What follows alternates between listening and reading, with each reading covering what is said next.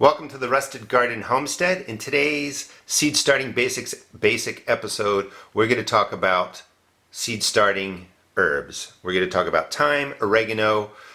These are actually onions. Let's pretend they're chives because my chives did not sprout like they should have.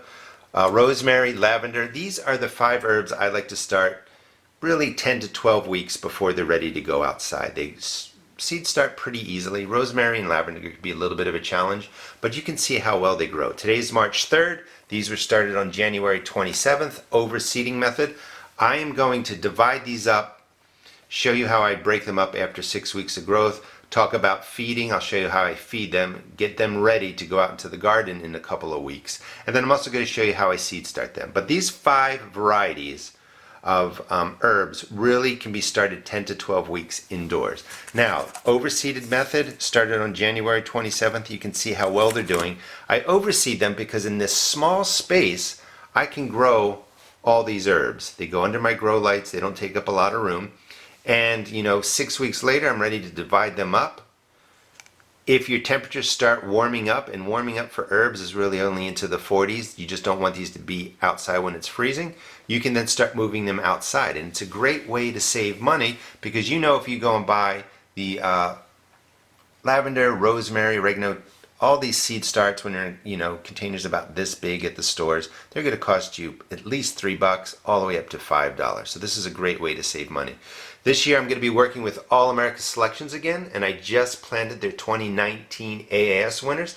I will put links to their YouTube channel. I'll be making content for them if you want to check that out. So let's start with dividing these up. I started some of them in the 4 cells.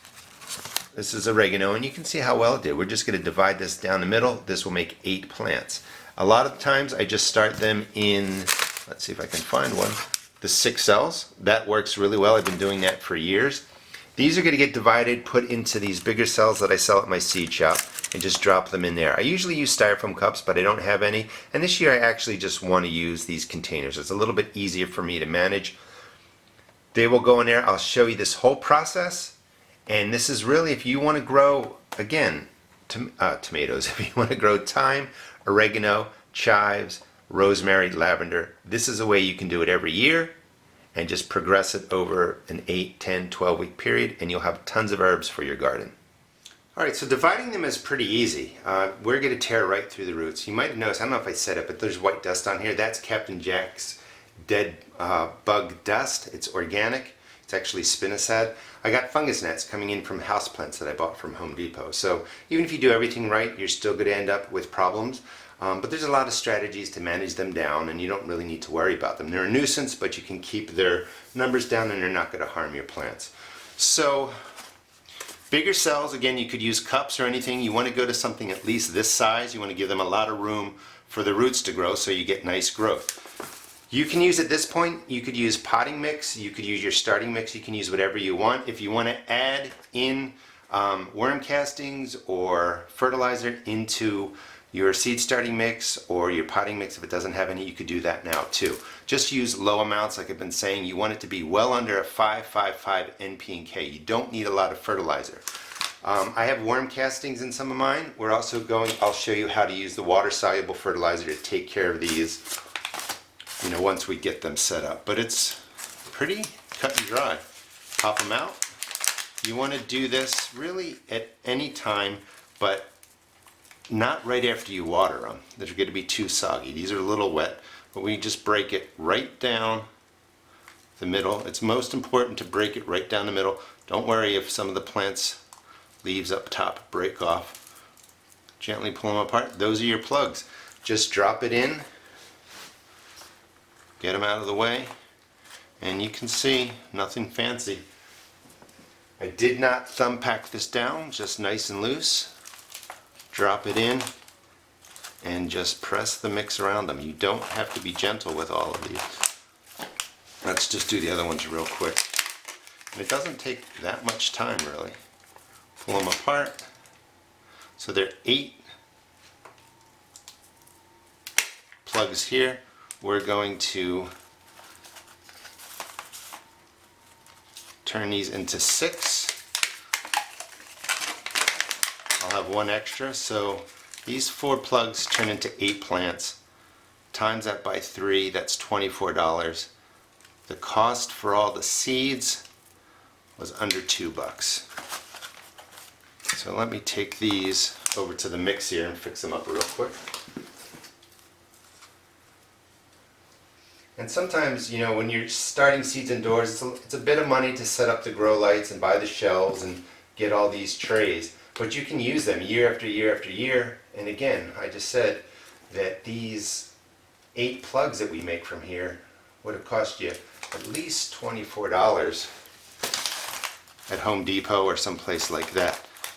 So when you cost this out over 5 years, you really save a lot of money. And these make great gifts. Give them to your neighbors, give them to family. That's all you have to do. So I'm going to work through, pot all these up just like I did here, and then we'll get to feeding them, and I'll show you how you start these from the beginning. Those are the bigger 4 cells that I showed you, but I just want to show you because I grow most of them in the 6-pack. It's the same thing, really. It's a smaller plug, but they were all started at the same time. And with these, sometimes, since there's less space, you want to just break them up a little bit and then start from right up here. You want to break right down the middle and keep continuing. And then sometimes, you know, one plug is going to have more leaves on there than this one. So what I might do is just put this to the side. This one would get dropped in just like I was showing you. And then if I get another one when I divide that have a few plants, I just smush them together and then drop them in there. So when you divide them up, you're going to get somewhere, when you have 6, you're going to get somewhere between 10 and 12 plants. Alright, so I divided the thyme and the oregano up, potted it into these larger containers. And again, today's only March 3rd. These can grow another easily 4 weeks indoors. I'll start putting stuff out in April. But now we have 1, 2, 3, 4, 5, 6 times 6, 36, 42, 48, 54, 60 transplants just in this space. And you can see now that they're taking over 2 containers.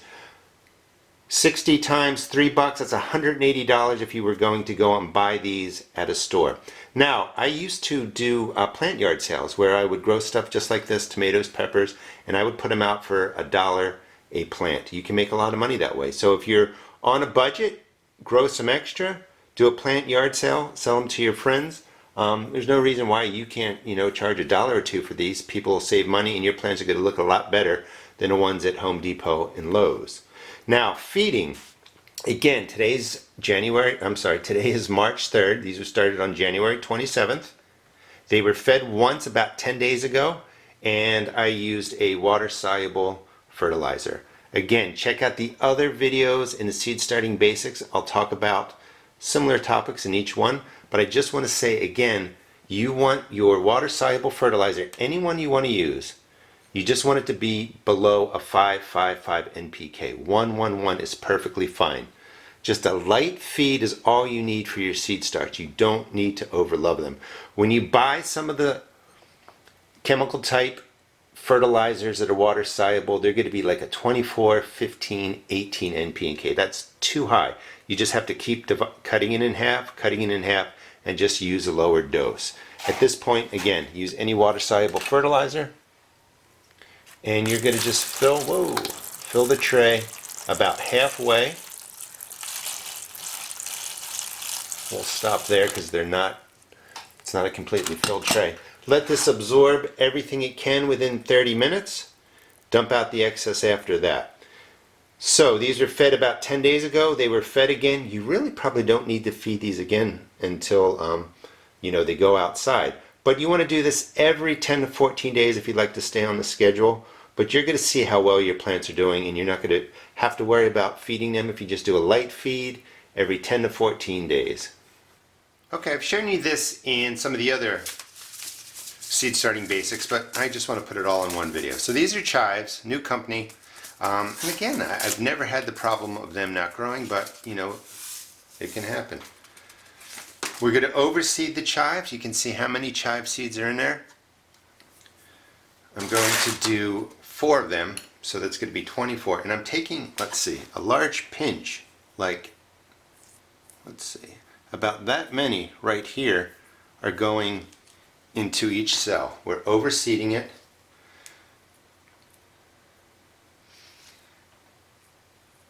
going to do this whole pack because I don't want to have to put them back into the package. But 1 pack of chives, I think the cost was $1.59, is enough to do, the last 2 cells here are going to be a little light, but enough to do 18 cells. I'm going to have to add a few more into there. 16 or 18 cells for $1.59, and then you just scratch them all into the surface, mix them up, 1/4 inch deep or so. You know, if you watch the series Seed Starting Basics, you'll know how to prepare the starting mix and then just press it in. And I would say it is that easy. It was that easy for 20 years. This year it didn't work for that set of chives right here. I mean, this is what I got, and that's been a month. 6 weeks actually. So that sets up the chives. Again, date them, 3/3, you know when you started them. Here's the oregano. These are really small seeds, and we're starting all of these 10-12 weeks early. This works for this group of plants. Thyme, oregano, chives, garlic chives, lavender, rosemary, they take a long time to grow. They can take the cold, they don't mind the cold temperatures getting out there. Basil, tarragon, dill, you don't want to do this. You don't want that growing indoors for 12 weeks. We'll be planting those in a couple of weeks. So the oregano, you're just taking a pinch and you're covering the surface like we've done before. And this will be enough to do 6 cells for $1.59. I'm going to be doing a series on this whole flat on how you can make $200 doing your vegetable and flower yard sale probably in about 10 days. So you're just going to scratch them in just like that. I don't need to do all of these. Just into the surface, and then you press them in, and you've seen how well the oregano has worked. Garlic chives, if you've not seen them before, they're very similar. They have a garlic taste. They're very prolific. So put these in a place in your garden where you don't mind if they reseed. They reseed like crazy. They're bigger than your typical chive seeds. We still should be able to get 12 cells out of here. Again, $1.59, 12 plugs. Those 12 plugs would cost like $36 if you bought them at a nursery. And then you just scratch it in. These you can go a little bit deeper. You can see them. Just make sure they're buried, and then you would press them in. After you set up all your seeds, bottom water, let the water sit in there for about 30 minutes. And this is how you can really easily set up oregano, thyme, chives, rosemary, lavender. Rosemary and lavender I'm not going to do. I have videos on them. But you really, you're growing rosemary, you're growing lavender, these seeds could actually use about 5 to 7 days in your refrigerator. And what it does is it chills the seeds down. I believe there's an enzyme in the seed. The cold breaks that enzyme down. That enzyme inhibits germination.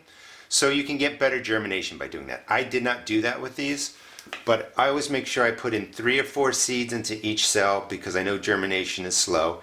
And for instance, it's been about 5 or 6 weeks. One rosemary just popped right there. So these germinate very slowly. Your lavender, your rosemary, you want to really get started 10-12 weeks before they go outside. And again, 3-4 seeds in each cell. We can divide these up too later, but they grow slowly. But once they take off, once they get to warmer weather, they do really well. These have just been watered. If your rosemary and lavender are struggling, make sure you let them dry out well. They don't like to stay soggy all the time. Alright, so I hope you enjoyed today's episode. It gives you an idea of how you can really set up these 5 herbs. Please subscribe to my channel. We'll have more episodes of Seed Starting Basics. And actually the next one I'm going to work on are perennial flowers. Another great way to save money, and there are a lot of flowers you can start indoors. Thanks for watching.